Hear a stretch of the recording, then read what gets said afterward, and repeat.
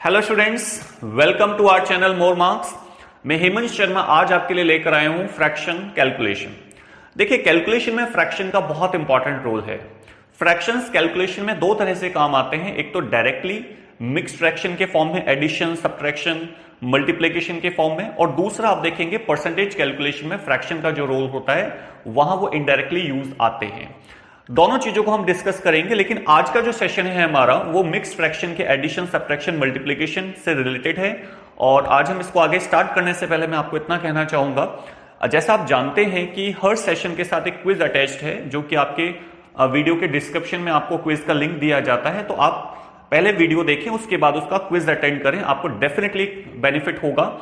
और ज्यादा से ज्यादा लोगों को सब्सक्राइब करने को कहें ताकि हम इस तरह की क्वालिटी सर्विसेज आपके लिए लाते रहें। ठीक है, देखिए फ्रैक्शन की जब हम बात करते हैं, फ्रैक्शन को अलग अलग तरह से डिफाइन किया जाता है, बट जो सबसे सिंपल डेफिनेशन है वो मैं आपको बता रहा हूं। मतलब क्लासिफिकेशन अलग अलग तरह से किया जाता है, जो सबसे सिंपल क्लासिफिकेशन है वो मैं आपके सामने रख रहा हूं। देखिए, फ्रैक्शन को तीन कैटेगरी में बांटा जा सकता है। पहला प्रॉपर फ्रैक्शंस वो होते हैं जिनमें जो फ्रैक्शन है, जैसे a बाई बी, उसकी वैल्यू 0 से 1 के बीच में होती है। आप ये कह सकते हैं कि अंश का मान हर से छोटा होता है। अंश मतलब numerator, numerator is less than the denominator. इसका मतलब इसके एग्जांपल्स पे जाएंगे, प्रॉपर फ्रैक्शन के एग्जांपल पे जाएंगे तो 2/3, 5/7, 11/20, इस तरह के एग्जांपल आपको मिलेंगे जिसमें न्यूमरेटर की वैल्यू क्या है, डिनोमिनेटर से छोटी है। इसके बाद आते हैं तो हमें मिलता है इम्प्रॉपर फ्रैक्शन। ठीक, इम्प्रॉपर मतलब आप देखेंगे कि ये जो फ्रैक्शन है बेसिकली 1 से बड़ा होगा। 1 से बड़ा होने का मतलब क्या है, आप ये कह सकते हैं कि इसका जो न्यूमरेटर होगा वो डिनोमिनेटर से ज्यादा होगा। फॉर एग्जाम्पल 5/3, 21/19, 5/2, 11/5, इस तरह के जो भी फ्रैक्शंस है जिसमें आप देख रहे हैं न्यूमरेटर की वैल्यू डिनोमिनेटर से ज्यादा है, अंश का मान हर से ज्यादा है, वो सब क्या कहलाते हैं, आपके इम्प्रॉपर फ्रैक्शंस कहलाते हैं। और तीसरा जो फ्रैक्शन आता है वो आता है मिक्स्ड फ्रैक्शन। देखिए, मिक्स्ड फ्रैक्शन बेसिकली क्या है, ये इंटीजर और प्रॉपर फ्रैक्शन का कॉम्बिनेशन होता है। जैसे अगर हम लिखते हैं 2 and 1/2, ठीक है, इसका मतलब हुआ कि 2 + 1/2, दो तो आपका इंटीजर मान हो गया, 1/2 उसका फ्रैक्शन पार्ट हो गया। तो देखिए, किसी भी मिक्स्ड फ्रैक्शन को इंटीजर प्लस प्रॉपर फ्रैक्शन में के एडिशन के फॉर्म में लिखा जा सकता है। आप देख रहे हैं 2 and 1/2, जिसको हम लिख सकते हैं 2 + 1/2, यानी कि इंटीजर प्लस फ्रैक्शन। फ्रैक्शन कौन सा, प्रॉपर फ्रैक्शन। आप ये भी जानते हैं कि इसको इम्प्रॉपर फ्रैक्शन में भी कन्वर्ट किया जा सकता है। जैसे 2 × 2 = 4 + 1 5, 5/2। तो आप देखेंगे 5/2 इसका क्या हो गया, इम्प्रॉपर फ्रैक्शन में फॉर्म आ गया। अगर इसको हम स्प्लिट करते हैं इंटीजर और प्रॉपर फ्रैक्शन में, तो भी आप देखेंगे 2 and 1/2 को क्या लिखा जा सकता है, 2 + 1/2। देखिए, ये बहुत इंपॉर्टेंट कॉन्सेप्ट है जिस पे हम अभी बात कर रहे हैं। इसको लेकर के हम कुछ क्वेश्चंस करते हैं। तो सबसे पहली चीज जो बहुत ब्रीफ में मैंने आपको बताई, क्योंकि इसको डिटेल ले जाने का कोई खास मतलब नहीं है, और वो ये है कि proper fraction, improper fraction, mixed fraction क्या होते हैं। इसके अलावा डेसिमल फ्रैक्शंस भी आपको मिल सकते हैं, वल्गर फ्रैक्शन भी मिल सकते हैं। देखिए, इसी का क्लासिफिकेशन का दूसरा तरीका है। तो ये एक तरीका हुआ इसको क्लासिफिकेशन करने का। इसका जो ये वाला फॉर्म है मिक्स्ड फ्रैक्शन वाला, इसको लेकर के हम कुछ क्वेश्चंस करते हैं, उसकी प्रॉपर्टीज पे डिस्कशन करते हैं। चलिए नेक्स्ट आगे बढ़ते हैं। चलिए अब मिक्स्ड फ्रैक्शन की प्रॉपर्टी को आगे बढ़ाते हैं। देखिए, मिक्स्ड फ्रैक्शन की जब हम बात कर रहे हैं तो इसमें दो चीजें हमें समझना बहुत जरूरी है। पहला एडिशन और दूसरा मल्टीप्लिकेशन। देखिए, एडिशन की और सब्ट्रैक्शन की जब बात आती है, जैसे आपको कहा गया 2 and 1/4 + 3 and 1/2 + 5 and 3/4, अगर आपको इस तरह का कुछ एडिशन या सब्ट्रैक्शन करना होता है तो बहुत आसान है कि आप इंटीजर वैल्यूज अलग कर लीजिए। 2 + 3, 5 + 5 कितना, 10, ठीक है। और जो फ्रैक्शन पार्ट है उसको साइड में सॉल्व कर लीजिए। ठीक, बहुत आराम से ये चीज की जा सकती है। और जैसा आप देख रहे हैं कि 1/4 और 3/4 कितना हो जाता है, 1। तो ये 1 हो जाएगा, ये यहाँ पे जाकर के ऐड हो जाएगा, तो 11 प्लस 1/2 बचेगा, जिसको आप इन शॉर्ट कह सकते हैं 11.5। देखिए ये तो मैंने पूरा लिखकर बताया, ठीक है। थोड़ा डिटेल है, जबकि स्टूडेंट इससे भी ज़्यादा डिटेल कैसे कर लेगा अगर वो इसको इम्प्रॉपर फ्रैक्शन में कन्वर्ट कर देगा। जैसे 4 2 जा 8 प्लस 1 9/4, 6 3 2 जा 6 प्लस 1 7/2, 5 4 जा 20 प्लस 3 23/4। अगर वो उसको इम्प्रॉपर फ्रैक्शन में कन्वर्ट करता है और एलसीएम लेकर के फिर सॉल्व करता है तो वो बहुत ज़्यादा लेंदी हो जाएगा। इसको करने के लिए इतना भी ज़रूरी नहीं है, इसको मेंटली कैलकुलेट किया जा सकता है। जैसे 2 प्लस 3 5 प्लस 5 10 ये हो गया, और 1/4 जो कि 25 पैसे 25 पैसे के इक्वलेंट माने जा सकते हैं, और 3/4 जो कि 75 पैसे के इक्वलेंट माने जा सकते हैं, तो 1 रुपी वो हो जाएगा, तो 11 रुपी। 11 रुपी प्लस 50 पैसा, तो 11.5 11.5 आपके पास में वैल्यू आ जाएगी। तो देखिए ये इस तरह से किया जा सकता है। जबकि अगर हम सब्ट्रैक्शन पे आते हैं तो ध्यान रखिएगा, कई बार हमें जरूरत पड़ती है इंटीजर के साथ उसको सब्ट्रैक्ट करने की, इंटीजर के साथ फ्रैक्शन को सब्ट्रैक्ट करने की। तो इतना आपको ध्यान रखना है कि 2/3 है जैसे, तो इसका कॉम्प्लीमेंट्री अगर हम निकालते हैं तो 1 माइनस 2/3 यानी कि 1/3 आता है। जब कभी भी किसी फ्रैक्शन को 1 में से सब्ट्रैक्ट करना हो, जैसे 1 माइनस 14/17 है, तो ध्यान रखिएगा 1 में से सब्ट्रैक्ट करने का तरीका बड़ा आसान है। जो न्यूमरेटर और डिनोमिनेटर का डिफरेंस है वो कितना है, 3/डिनोमिनेटर, तो 3/17। बड़ा आसानी से आप इस चीज को कर सकते हैं। जैसे अगर आपको 23/29 1 में से सब्ट्रैक्ट करना है, इसका डिफरेंस देखिएगा कितना है, इसका डिफरेंस है 6/29। देखिए इसकी जरूरत क्या है, इसकी जरूरत बहुत ज्यादा है। अगर कभी हमें इस तरह के क्वेश्चंस करने पड़ जाते हैं, 234 माइनस 5 and 1/4 प्लस 2 and 1/3। अब जैसे ये वाला क्वेश्चन आ गया, यहाँ पे ये तो इंटीजर है और ये पूरे क्या है, मिक्स फ्रैक्शन के फॉर्म में। तो सबसे पहले हम उस साइड वाले जो पार्ट है उसको सॉल्व कर लेते हैं। जैसे 234 है, यहाँ पे आप देखेंगे माइनस का 5 है, ये प्लस का है, तो यहाँ पे माइनस का 3 हमने लिख दिया, ठीक। ये माइनस का 1/4 है, ये प्लस का 1/3 है। अब देखेंगे माइनस का 1/4 और प्लस का 1/3 अगर आप मेंटली कैलकुलेट कर पाते तो बड़े आराम से हो जाएगा। 12 एलसीएम आएगा, यहाँ पर 3 आएगा, यहाँ पर 4 आएगा, ठीक है। तो आप देखेंगे यहाँ पे 12 आएगा, यहाँ पर 3, यहाँ पर 4। तो जब आप इसको कैलकुलेट करते हैं तो 1/12 प्लस की वैल्यू आपके बनती है। 1/12 कितना आ रहा है, प्लस में आ रहा है। अब अगर ये प्लस में आ रहा है तो आप देखिएगा इसमें से जब आप इसको माइनस करते हैं तो 231 प्लस 1/12 आता है, जिसको हम लिख सकते हैं 231 एंड 1/12। अब देखिए अगर मुझे क्वेश्चन में ये कहा गया है तो हम सीधे सीधे से करेंगे, तो 231 एंड 1/12 आपका आंसर आ जाएगा। मतलब इस टाइप के क्वेश्चंस को करने का तरीका हमारा ये होना चाहिए। कई बार हमें जरूरत पड़ जाती है, जैसे 234 ही है, माइनस 5 एंड 1/17 करना है अगर, या 5 एंड 5/17 मुझे करना है, माइनस करना है, तो सीधे सीधे से मैं क्या करूंगा, 5 इसमें से माइनस करता हूं तो 229 माइनस 5/17 रह गया। अब ये फ्रैक्शन अगर इसमें से माइनस करना है तो इसको एक कम कर दीजिए, 228 हो जाएगा।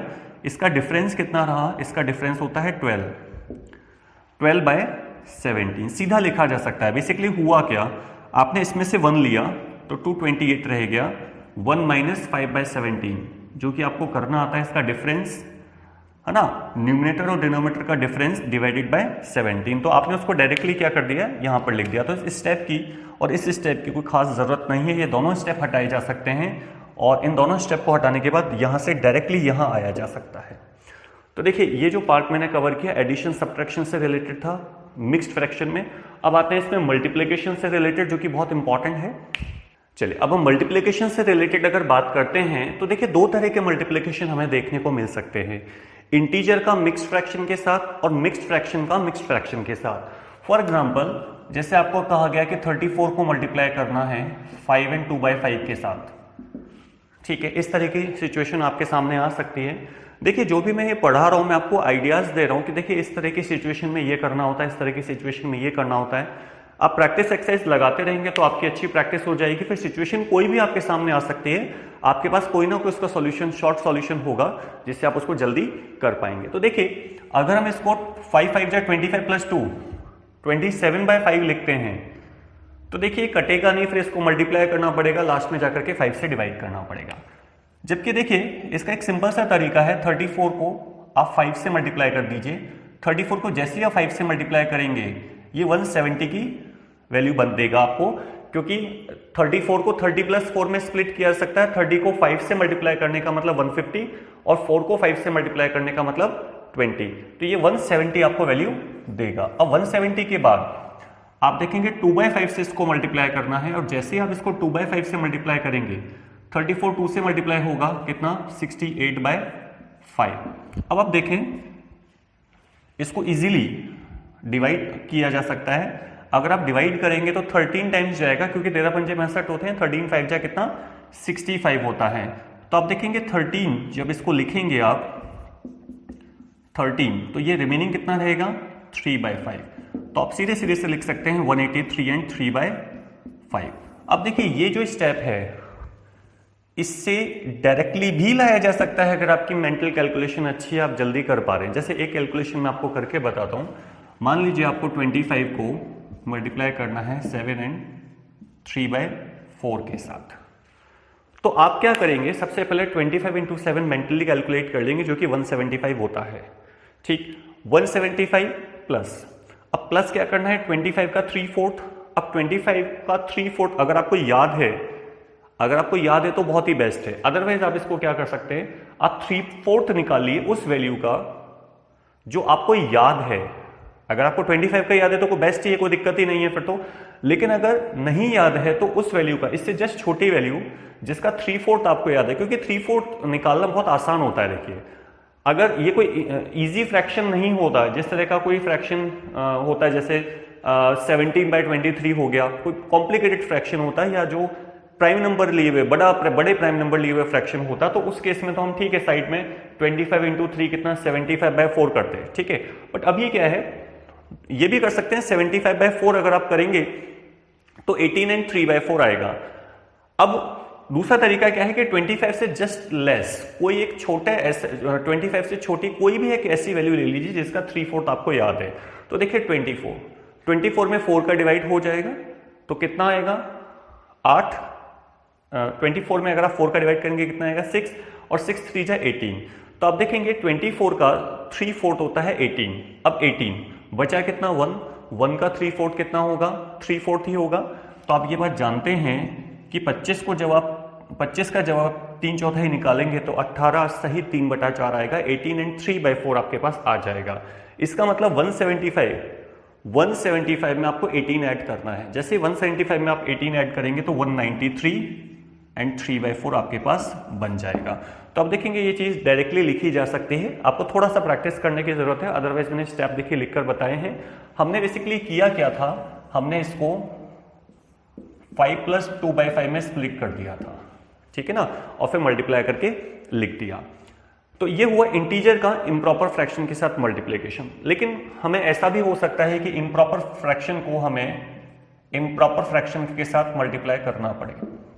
सिचुएशन कैसी भी हो सकती है।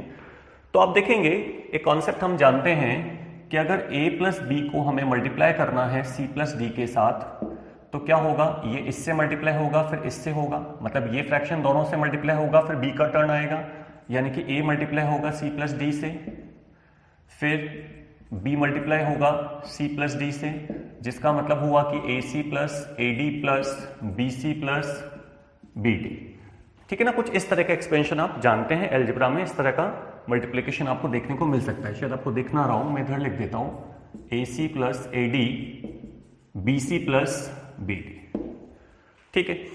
अब देखें यहां पर अगर ये चीज अप्लाई की जाती है तो 3 2 जा 6 + 2 को मल्टीप्लाई करेंगे इससे तो देखिए कट जाएगा, कितना बचेगा 3/2, ठीक है। फिर इसको मल्टीप्लाई करेंगे इसके साथ तो 3/2। अब 1/2 को 3/4 के साथ मल्टीप्लाई करेंगे तो आप देखेंगे 3/8, बड़ा आराम से हो गया। अब आप देखें कि हमने 2 और 3 को मल्टीप्लाई किया 6 आ गया, 2 को इससे मल्टीप्लाई किया तो हमें 3/2 मिला, फिर 1/2 को हमने 3 से मल्टीप्लाई किया तो 3/2 मिला, 1/2 को 3/4 से मल्टीप्लाई किया 3/8 मिला। अब क्या हुआ 3/2 कितना हो गया 6/2, यानी कि 3 अगर आप ऐड करते हैं तो 9 एंड 3/8 आपका आंसर बन जाएगा। अगर आप ऐसा नहीं करते हैं तो एकेडमिक मेथड, आपका स्कूल वाला जो मेथड है वो ये बोलता है कि 2 2 जा 4 + 1 5/2 इंटू 3 4 जा 12 12 + 3 15/4। अब आप इसको मल्टीप्लाई करेंगे, 15 5 जा 75/8, फिर आप इसको डिवाइड करते हैं 9 एंड 3/8। तो आप देखेंगे ये आपके स्टेप्स इस तरह के रहेंगे। इन स्टेप्स को करने के लिए आपको लिखना पड़ेगा, जबकि इन स्टेप्स में आपकी मेंटल कैलकुलेशन काम कर सकती है, क्योंकि एडिशन क्या होता है, आसान होता है मल्टीप्लिकेशन के बजाय। तो आप मल्टीप्लिकेशन जब भी होता है, दो मिक्स फ्रैक्शन का मल्टीप्लिकेशन होता है, तो आप इस तरह की चीज ले सकते हैं। जैसे एक और क्वेश्चन ले लेते हैं, जैसे 16 एंड 1/4 को आपको मल्टीप्लाई करना है 12 एंड 3/8 के साथ, ठीक। अब अगर इसको हमें मल्टीप्लाई करना है तो हम क्या करेंगे, 16 इंटू 12। अब 16 को 12 से मल्टीप्लाई करने का मतलब है 16 का 10 टाइम्स प्लस 2 टाइम्स ऐड करना। 16 का 10 टाइम्स होता है 160 और 2 टाइम्स होता है 32। तो 160 में 32 ऐड करते हैं तो 192, पहली वैल्यू आ गई, प्लस अब 16 का 3/8 अगर आप निकालते हैं तो देखिए 8 से कट जाएगा 2 बार और 3 से गुणा होगा तो 6 आ जाएगा, ठीक। प्लस 1/4 को 12 से मल्टीप्लाई करेंगे तो 3 आएगा, प्लस 1/4 और 3/4 मल्टीप्लाई होंगे तो 3/32।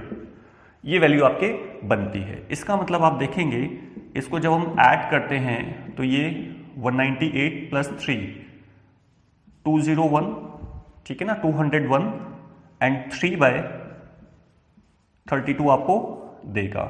201 से ही 3/32 आपको मिलता है। चलिए, आज हमने फ्रैक्शंस को लेकर के काफी बात की है, जिसमें क्लासिफिकेशन रहा है और मिक्स फ्रैक्शन का एडिशन, सब्ट्रैक्शन और मल्टीप्लिकेशन भी रहा है। इसके अलावा जो प्रॉपर्टीज हैं फ्रैक्शन की, वो कहीं ना कहीं आपके वॉडमास के जो लेक्चर होगा उसमें कवर हो जाएंगी, और जो अगला सेशन होगा जिसमें हम परसेंटेज कैलकुलेशन में फ्रैक्शन का रोल समझने वाले हैं उसमें कवर हो जाएंगी। इसके अलावा मैं आपको आज इतना कहना चाहूंगा कि जो सेशन आज खत्म हो रहा है इससे रिलेटेड, बिल्कुल इससे रिलेटेड क्विज है, मतलब बिल्कुल अलग नहीं है, इससे रिलेटेड प्रैक्टिस एक्सरसाइज का क्विज आपके नीचे लिंक में दिया हुआ है और आप उसको सॉल्व करें और ज्यादा से ज्यादा स्टूडेंट्स को इसमें सब्सक्राइब करवाएं हमारे चैनल पर, ताकि हम लोग इस तरह की क्वालिटी सर्विसेज आपको प्रोवाइड करते रहें। आज के लिए इतना ही, थैंक यू।